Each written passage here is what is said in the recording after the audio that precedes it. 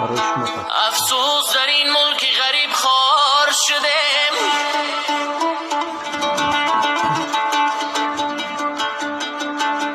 افسوس در این ملک غریب خوار شدیم، آه دور از وطن و مهری مادر دور شدیم.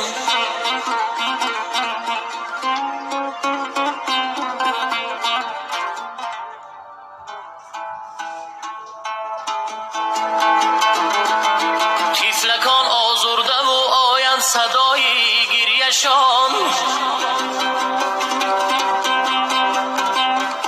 طفلکان آزرده و آیند صدای گریه‌شان. وای وای در ملک غریب دادای خود گم کرده ایم.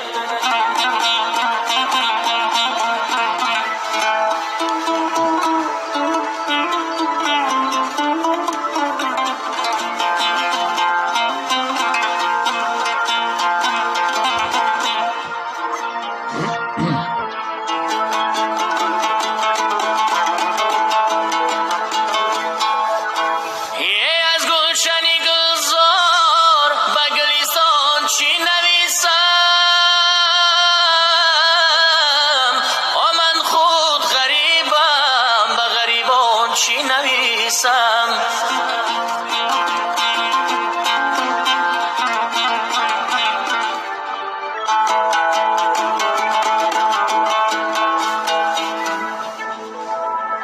در ملک غریب گشتیم با دلی پرخون، با این دل پرخون به عزیزان چی نویسم.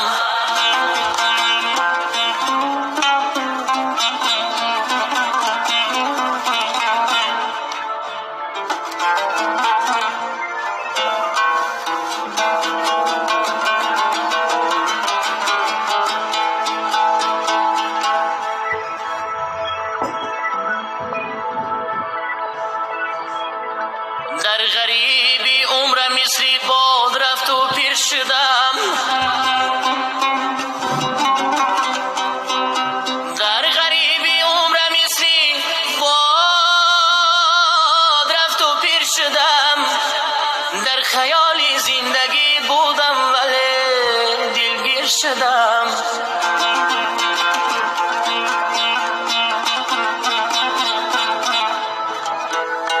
فکر کردم شهر مردم را تماشا می روم،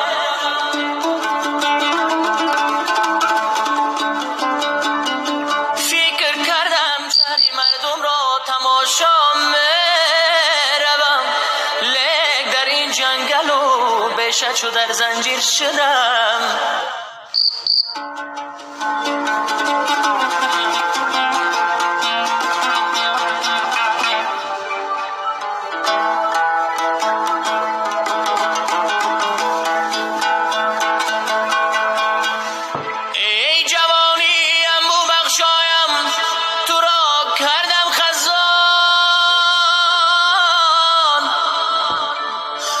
با امیدی زندگی و لقمه نانی شدم.